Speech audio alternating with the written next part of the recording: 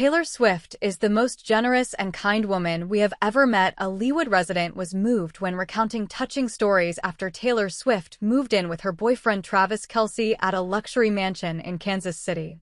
Travis and Taylor have been dating for nearly 2 years, and the Chiefs star only officially proposed to Taylor a few months ago, but the news has spread like wildfire across the internet. However, it is the complete opposite for the private residents of the upscale Leewood complex. Not only are the mansions isolated, but the vast forests have become a wall that blocks all communication with neighbors.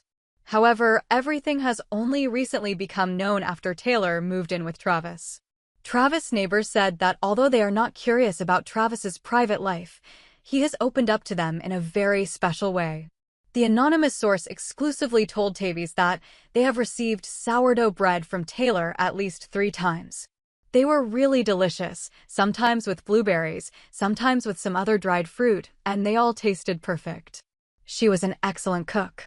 Sometimes she would ask us to give her feedback on the flavor of the cinnamon rolls, neighbors said.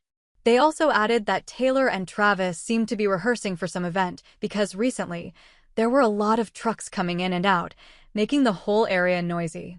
One of the most memorable memories was when on a morning, a dark SUV rolled slowly down Maplewood Lane, pausing in front of the same row of tidy houses where children leave chalk drawings on the sidewalks and old men tend their hydrangeas.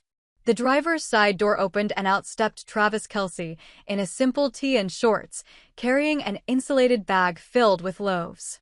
Behind him walked Taylor Swift, looking effortlessly approachable in an oversized cardigan and a sun hat, a soft smile already forming as she scanned the porches. "We thought it was some kind of local bake sale at first," said Marge Henley, who's lived on the block for 18 years. "Then we realized who it was. But they were so normal. So kind. They didn't want a crowd around them. They just wanted to hand something to every neighbor."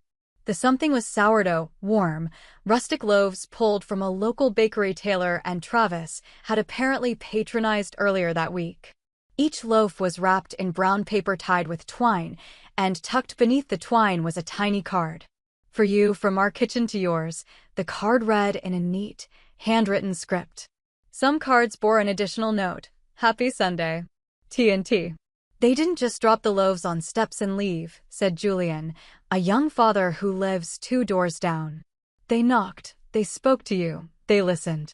Taylor asked about our kids and what they liked. "Travis joked with mine about football, then he asked for my daughter's name and made a point of remembering it when he said goodbye.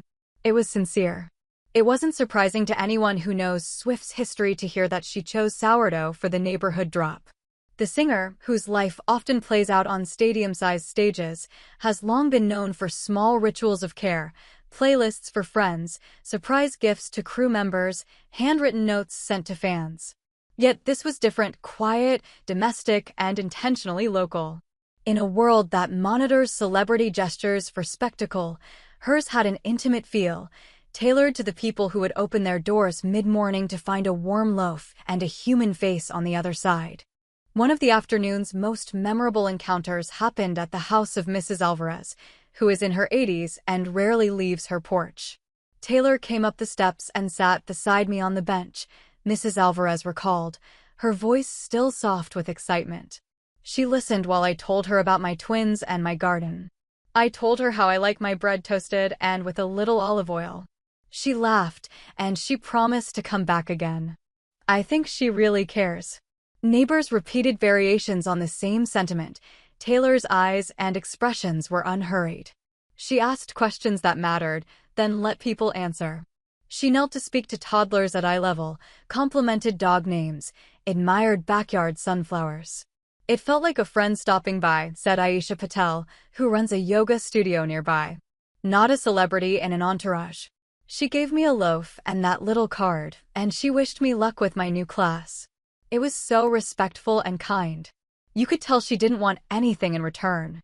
Travis, for his part, played the easygoing foil. He joked with teenagers about their fantasy football leagues, posed for a few photos with requests, and carried multiple loaves in both arms like a man delivering packages to family. But his gentleness came through in small ways. He made sure that older residents weren't left with heavy packages, offered to place loaves on stoops for those who couldn't bend, and seemed to relish the simple domestic scene.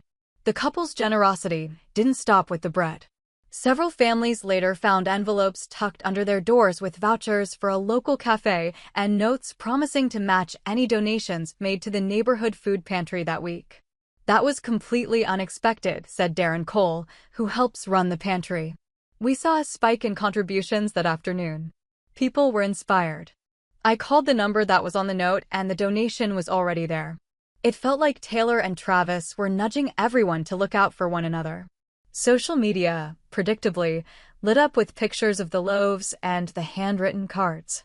But what stood out, even among the flurry of fans sharing glimpses, were the quieter remarks. The elderly couple who had no one nearby but the duo on Maplewood. The single mother who said a few kind words and found herself crying softly at the generosity. The teenagers who, having grown up following pop culture, now had a small memory of real-life warmth attached to it. "It's easy to be cynical about celebrity gestures," said Mara Brooks, who runs the neighborhood Facebook group. "But this felt sincere. Wholeheartedly sincere.